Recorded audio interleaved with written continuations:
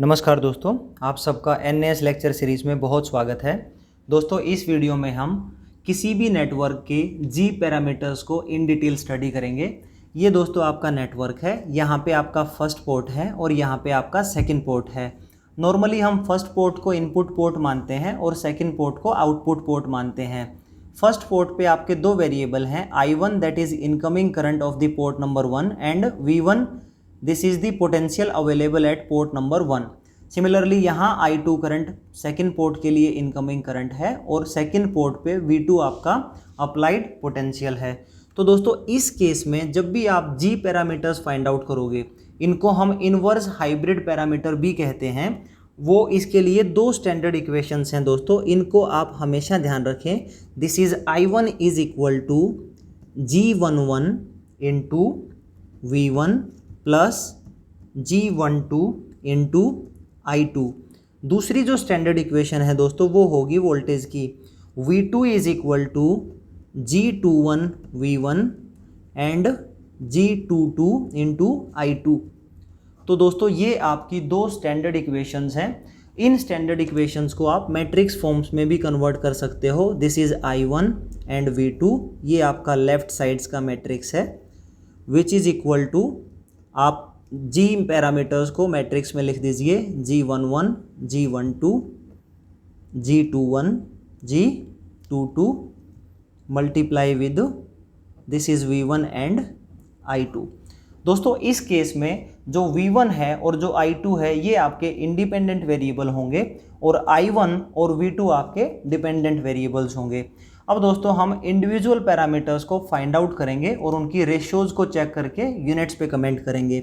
अगर आपको G11 निकालना पड़े तो वो क्या होगा, I1 upon V1 by putting I2 equal to 0। तो दोस्तों I1 अपॉन V1 का डेफिनेटली जो रेशियो होगा वो ओम इनवर्स होगा। और आपने देखा होगा कि Y पैरामीटर्स में Y11 भी आपका I1 अपॉन V1 था, लेकिन वहाँ पे V2 इक्वल टू 0 पुट किया था और यहाँ पे I2 इक्वल टू 0 पुट किया है। इट मीन्स हम कह सकते हैं कि जो G11 है वो आपका Y11 के बराबर नहीं होता है। और ये क्या होगा दोस्तों, ये होगा आपका इनपुट एडमिटेंस। इनपुट क्यों कहा, क्योंकि आपका 1 है, यानी जो आपका पैरामीटर है वो highly concerned with first port है, जिसको मैं इनपुट पोर्ट कहता हूँ, इसीलिए मैं इसको इनपुट एडमिटेंस कहता हूँ।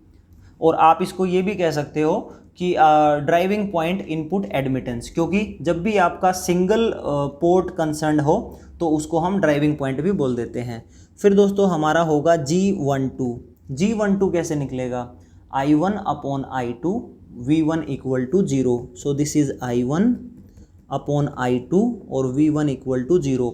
यानी इस पैरामीटर को हम तब निकाल सकते हैं जब आपका फर्स्ट पोर्ट शॉर्ट सर्किट होगा और ये आपका करंट अपॉन करंट है, तो डेफिनेटली ये आपका यूनिटलेस पैरामीटर है, इसका कोई यूनिट नहीं होता।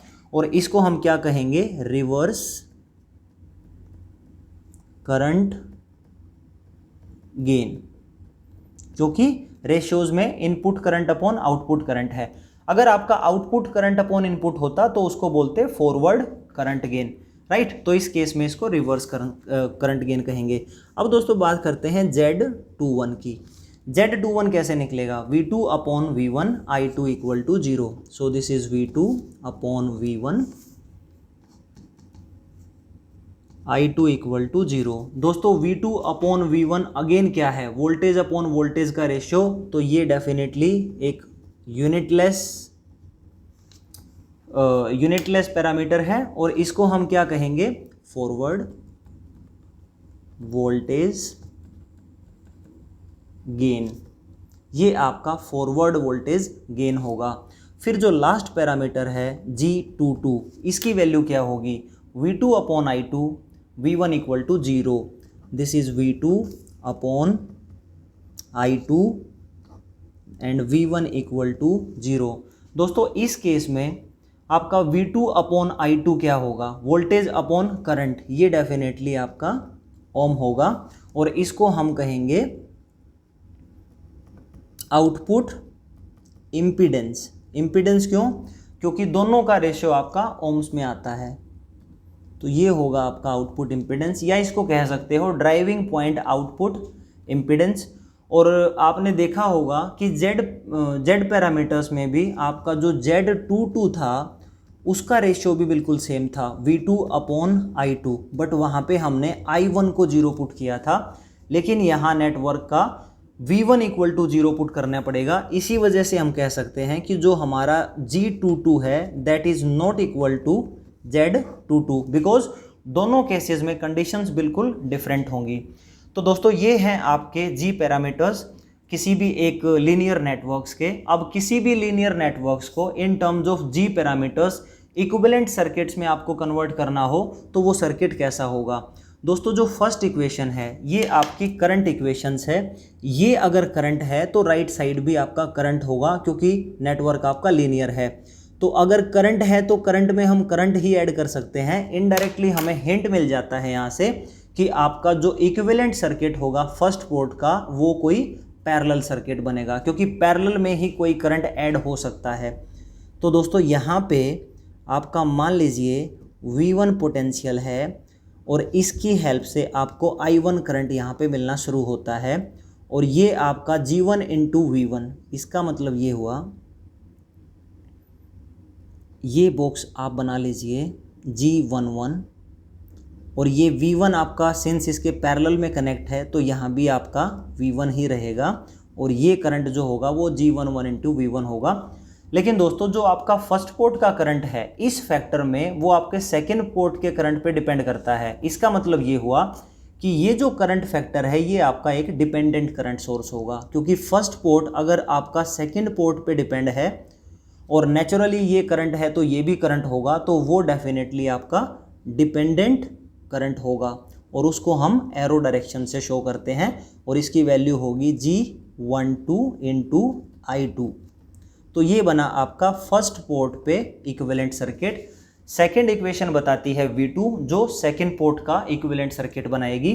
तो इसके लिए हम क्या करेंगे, यहाँ पे हमारा कोई आउटपुट पोर्ट का पोटेंशियल है V2, और इसकी हेल्प से आपका कोई I2 करंट बाहर निकलता है, यानी I2 करंट आपका पोर्ट नंबर 2 पे इनकमिंग करंट बना है, राइट। इसके बाद क्या होगा, G22 × I2, यानी ये मान लीजिए आपका G22 है, और I2 जब यहाँ जाएगा तो यहाँ पॉजिटिव साइन होगा, यहाँ नेगेटिव, और जो ये पोटेंशियल ड्रॉप होगा वो आपका ये होगा, राइट।